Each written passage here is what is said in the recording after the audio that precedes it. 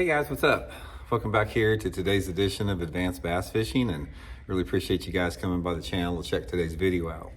Guys, today we're going to dive into some advanced techniques for fishing the Megabass Dark Sleeper. Looks like a swim bait, but it's not a swim bait. You fish it on the bottom.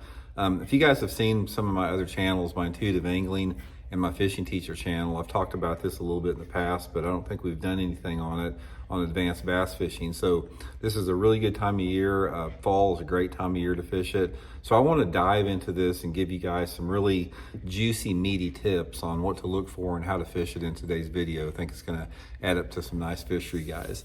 Also, guys, just a quick reminder, you guys heard me talk about it. I'd just like to invite everybody to swing by Tackle Warehouse and check out my new Blaukat throwback jig from Cumberland Pro Lures.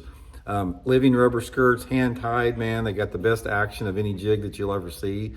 We got 6 different colors, 3 different sizes. So I'll put the Blaukat throwback jig link in the description of the video if you guys would like to check some out.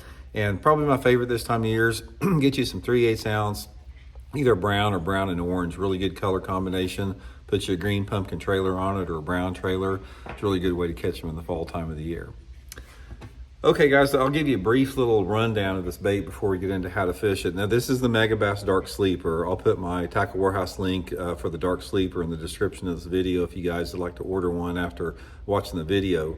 But this is sort of a sculpin looking bait, looks like a swim bait, but it's got a flat keel weight on the bottom. You can see that there. This is a flat weight that makes it set up on the bottom just like that. And it's got the hook in between, the dorsal fin on the top, a nice, really stiff, thick 2/0 hook. Just a really good looking, natural looking bait. But the thing about this is you don't work this thing along the water column like a swim bait.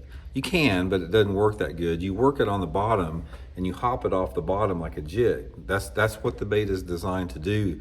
And it's sort of like fishing any type of bottom bait. It'd be like fishing a football head jig, a shaky head, or whatever type of bottom bait you're using, except you're using a swim bait as a bottom bait. And sometimes that presentation can make all the difference. And what I really want to get in today's video is a little bit on how to fish it, but really more the type of water that you want to fish it in. That's going to be the real key thing on there. So first of all, let's talk a little bit about like the tackle and how you want to work the Dark Sleeper before we get into the type of areas. Most of the time, I like to fish it on anywhere between, say, 10 to 12 pound test Seaguar Vizex line. I usually use it on, some type of a medium heavy 7-foot bait cast rod. I use that Megabass Levante is my favorite rod for it. I'll link that in the description also. And just some type of a high-speed bait cast reel. And what you want to do, guys, is you throw it out there, let it go to the bottom, and you snap it off the bottom like that. So instead of like working it or dragging it like a jig along the bottom like that, throw it out there and snap it off the bottom. And what you want to do is that the Dark Sleeper's on the bottom like that, and you snap it off the bottom and it darts up about a foot or two and then slowly works back down. And as that bait falls back down, that little tail's waggling on it. And then when you jerk it up again like that, sometimes that gets the reaction strike. And there's 2 different ways that the strike will occur on this. The first way, and the most common strike, is like as the bait gets to the bottom and you snap it off the bottom and it goes like that. When you snap it off the bottom hard like that, that's when those fish usually get it. So you'll throw it out there and you'll snap it, and then you'll feel the strike at the top of the snap, and then the fish is on there. It's creating that reaction strike probably 80% of the time like that. And the other 20% of the time is when it's falling like that. You'll just see your line twitch, just like a typical jig strike, and they've held it, once they've done that. That's the 2 different ways to fish it. And it seems like that 10 to 12 pound test line, you get a better fall and you get a little bit better action for it. But the main thing, let's talk a little bit about where you want to fish it in the fall time of the year. Now, there's different type of areas based upon summer, spring, winter time.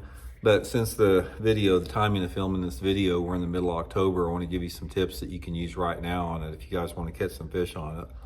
So a lot of different ways that you can catch fish on this thing, a lot of different scenarios. First of all, let's talk about water clarity. You need to have some fairly clean water. It doesn't have to be clear water, but I prefer to have water visibility of at least around 3 feet. 3 feet is about sort of the minimum that I like on it. I mean, I've caught a few fish on it, a little bit more off-colored water, but it seems like to me that 3 to 10 foot visibility is perfect. Ideally, if you gave me like, Randy, what's the perfect water clarity for a dark sleeper? I would say 4 to 6 foot visibility would be absolutely perfect. So your lake may or may not have that in it, but if you do have water visibility close to 3 feet, it can still work.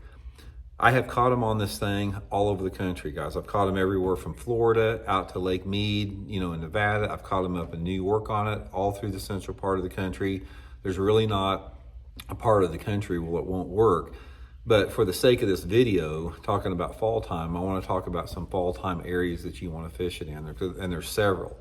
First of all, probably one of my favorite ways to fish it, and a lot of it also depends on the size, guys. There's 3 different sizes of it. This is the 3-inch model. They make a 2.4-inch model and a 3.5-inch model. If you could get 2 of them, guys, I would suggest getting this one right here, the 3-inch model or the 2.4. I don't fish the 3.5 one that much. I do some, but the 3-inch that I'm showing you right here is my favorite size with it. So first of all, one of my favorite areas to fish it in is on bluff banks. Doesn't matter where the bluff is at. It can be in a creek, it can be a main lake, anything like that. Same thing, guys. You throw the dark sleeper up there on the bluff and you're just snapping it back a little bit. Now, on a bluff, I don't snap it quite as high, simply because every time you snap it, the bait's falling farther and farther deeper going down that bluff bank. It's not like you're snapping it off of a flat. So my snaps are a little bit shorter. So I'm looking for like a 6-inch snap like that off the bluff. And this thing is a fairly slow falling lure, so you need to really give it time to get down there. You want it on the bottom. And I'll just pick my way through the bluff. And based upon the water clarity, I'll throw it right to the bluff and I'll work it down anywhere between, say, 5 to 25 foot deep, depending upon how clear the bluff is. A lot of people do the same thing with a jig or shaky head. This is a presentation they don't see very much. Now, this is also, guys, really good if you have a lake that's heavy on spotted bass or smallmouth, because they like that bluff type stuff. Really good area for that. Next with that is any type of a point. If you have never caught a fish on a dark sleeper and you want to catch a fish on a dark sleeper, probably your best odds of catching one are some type of main lake or secondary point. And I prefer a little bit flatter of a point. It doesn't have to be really, really flat, but some type of a gradual sloping flatter point. And it doesn't matter if it's like a clay point on Lake Hartwell, or if it's a rocky point on Lake Lanier, or if it's a gravelly point on Bull Shoals Lake, just some type of a flatter point. And the way that I like to fish it in the fall time of the year is, again, I let my depth dictate by water clarity. So my rule of thumb is if the water visibility is sort of in that 3 to 4 foot zone, I'm targeting, trying to get that bait in that 5 to 10 foot zone. And if the water visibility is over 4 or 5 foot clarity, I may work it out into 25 or 30 foot deep. So what I like to do is, say I'm running my boat towards this point, I'll shut down about probably 50 yards before I get to the end of the point, and I'll just work my way around the point ends and around the side of the point and around the point of itself and on the back side, and just fan cast everywhere out there. And the depth that the fish are going to be is depending upon the day in the fall time, because sometimes if you have one of those cloudy, windy days in the fall, even if the water's clear, you can catch them in 5 foot of water on it. Sometimes if the wind's not blowing and it's a little bit brighter, you may have to let it go down to 20, 25 feet. That's going to be, a really good depth for it. But bluffs and points are going to be your 2 primary areas for the dark sleeper to be really good with it. Now, the other areas are sort of specialty type stuff. If you have a lake that has grass in it, this is a really good technique in the fall time of the year to cast around the grass edges. So all you guys that fish the TVA lakes like Lake Gunnersville, you can get out on the edge of those grass beds on the main river channel and cast it straight down the edge of those grass beds. In Florida, the same way. If you got scattered hydrilla, the bait comes through hydrilla, pretty good. And if you have shell beds in Florida, a lot of you guys fish out there, if you got some shell beds, it can be really good over the top of shell beds. All you guys in California that fish those lakes that have a lot of spotted bass in it, like Lake Oroville, this is going to be a deadly bait for you, and the same type of deal. I mean, all those big spotted bass lakes, whether it be California or Alabama, are going to be really good with it.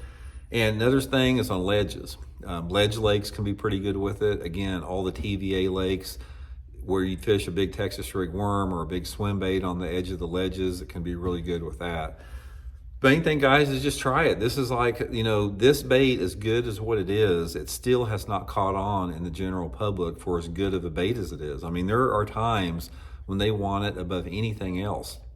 There's been a lot of different knockoffs on it. Berkeley's knocked this thing off. A lot of different companies have, but make no mistake, this Megabass Original Dark Sleeper is the best one to use out there. But anyway, guys, I'll put the link in the description to the Dark Sleeper if you guys would like to pick one up and try it out. I think you guys will really enjoy fishing it because it's a fun bait to fish. You can cover a lot of water with it. It's not like a slow bait since you're hopping it. And you know, they have several different sizes, so depending upon how deep you're fishing, you can adjust it with the size of the bait too. So I hope it helps you guys catch one. I'll see y'all.